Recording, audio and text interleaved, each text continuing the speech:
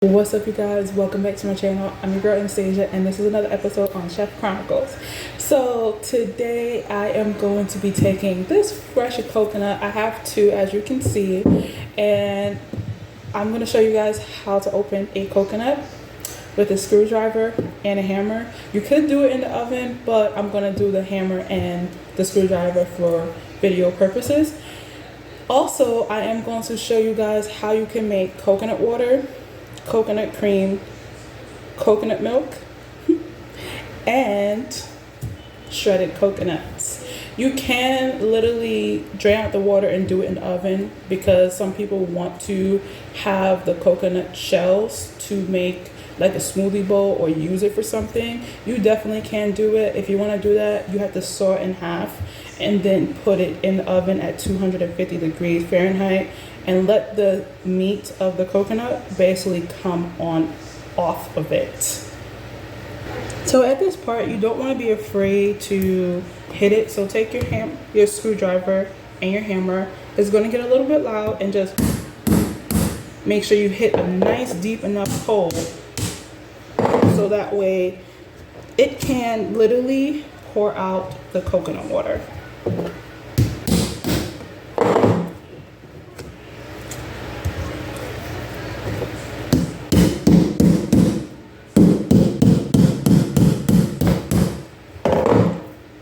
As you can see, I did go ahead and use a kitchen towel to keep the coconut a little bit still while I'm doing this process.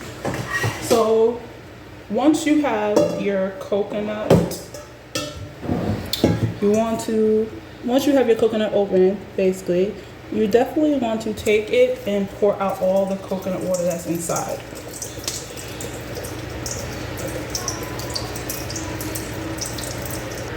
And for our second one,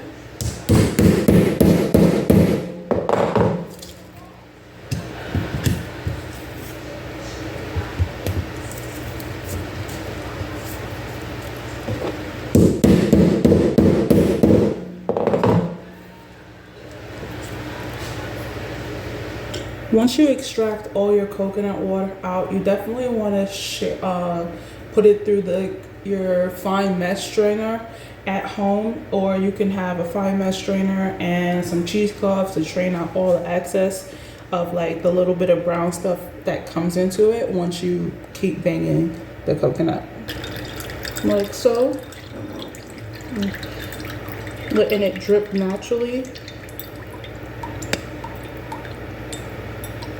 Okay, so now that our coconut water is strained, you could go ahead and strain it as much as you want to get rid of any like brown spots that was in there. I did it twice, but you can drink coconut water right here, or you can save it for later for smoothies or anything of your choosing. So this is our coconut water. Okay, so now that we got the coconut water out, we no longer need the screwdriver. We're going to just use our hammer, put our coconut right back in a nice little tight little bundle right here, so that way it doesn't move, it stays in place. And we're just going to open it. Just find a nice soft spot and just two. You can, like I said, do this in the oven if you want to save it. The shells to do like a nice presentation, you can. So the more you hit it, the more eventually the coconut shell will crack on its own. So usually I hit it at where the eyes are, and when it starts to crack, I'm able to just pull it apart like so. So this is what it looks like on the inside. As you can see, when I was banging it and from the eyes, it literally started pushing some of the meat out, but that's okay. So the next thing that we're going to do is open the other one and have them both ready.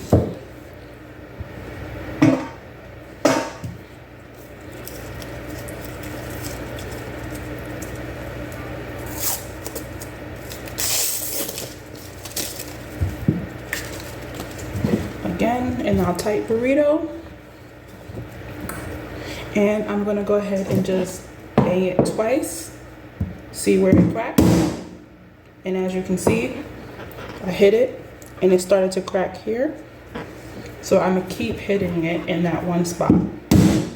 And you see, the more I hit it, the more it cracks at that same spot. So we're just gonna keep going.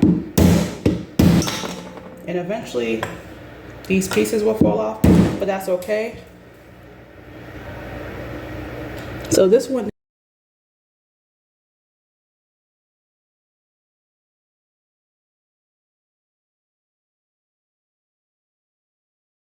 so I end up getting it and some of the pieces came off, which is good. So all I gotta do now is just take where the coconut meat is and I could just scoop it out myself. So now that we got it cracked open, we still have some shell left over here, but inside the meat, it has like this brown thin skin that's on it. We're gonna take our paring knife and we're going to pry all this white meat off and place it into a bowl. Okay, so I got them all peeled off the shell. The ones that were really stubborn, that didn't want to come off the shell, I had to use my chef knife to like pry it off, and then eventually it came off. Some of them I did use the paring knife, and some of them I did use the potato peeler. Please be careful when you are doing that. I can't stress it enough. If you are not careful with a paring knife and it's too sharp, you can cut yourself. So definitely go ahead and use a potato peeler to get off that skin. So now that we have this, the meat, no more skin, no nothing, we're going to go ahead and shred our coconuts into a fine. Now if you have a Robocool that has like the shredder inside there, you can go ahead and use that, but I'm going to go ahead and do it by hand.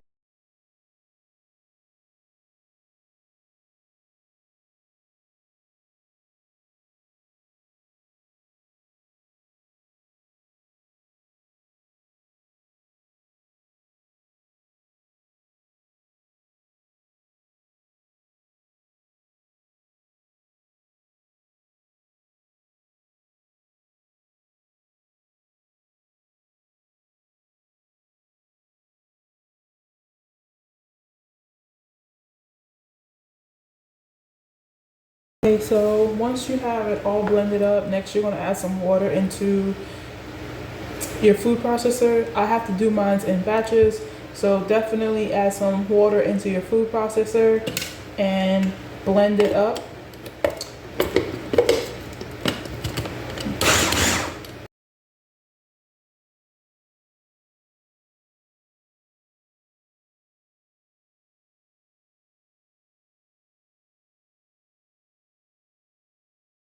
So once you do that first batch, I'm just showing this for video purposes, you literally want to just pour it out into a sieve, fine mesh, and like let it drain off, and then you'll get your coconut water in the bottom of the bowl right here.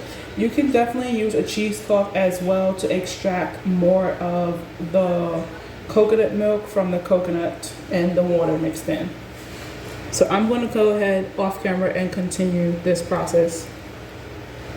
So I'm at my last batch, and I do want to say this: when you are making coconut milk, you can make it as thick as you want, you can make it as creamy, thin as you want. So what I did was I basically used a 1 cup of meat to a half a cup of water, because I like my coconut water thick, coconut milk thick a little bit. Sometimes I end up going to 1 cup to 1 cup ratio, but it all depends on you and how thin you want it. So I'm on my last batch.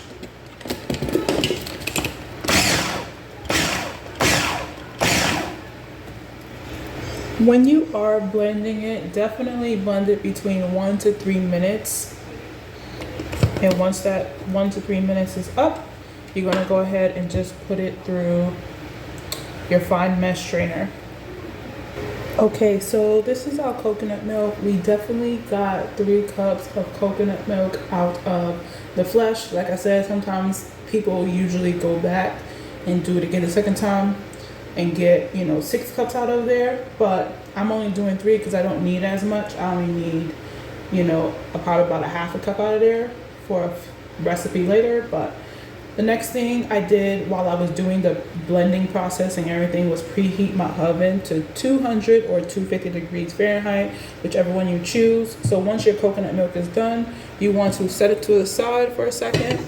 And here is our shredded coconut flakes. I am gonna take my sheet pan, and I had to make sure it was completely dry. Definitely spread it out into a nice thin layer. You don't want to have it too spaced out, just nice and thin, right?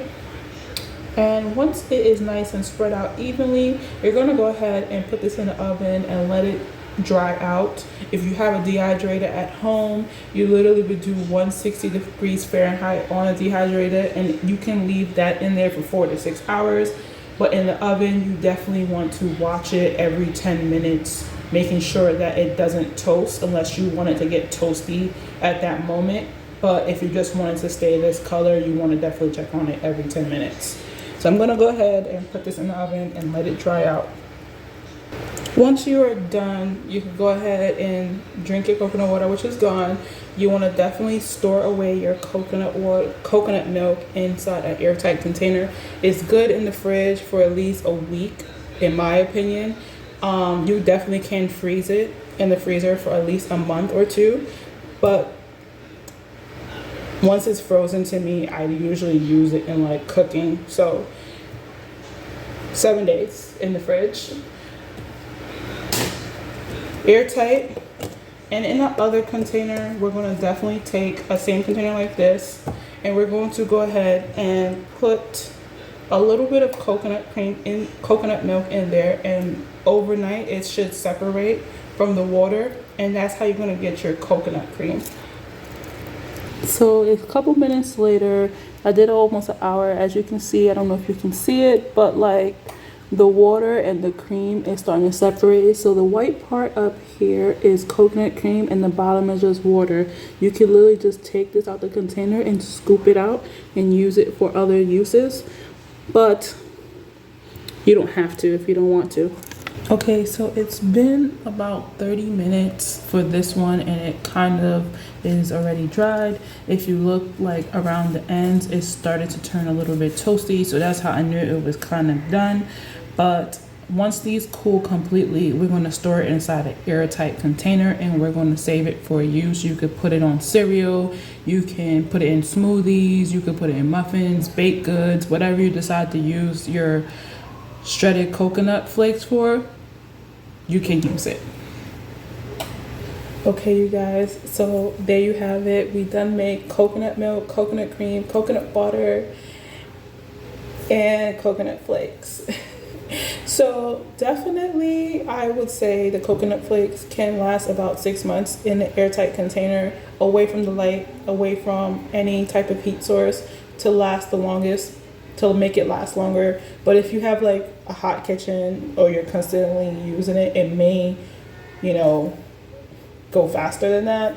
But definitely make sure when you're using it, you want to definitely use it as super fast, super possible, because it doesn't have any of the preservatives that you would buy in the store.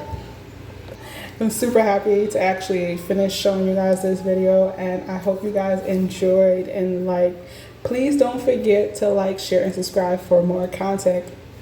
Peace.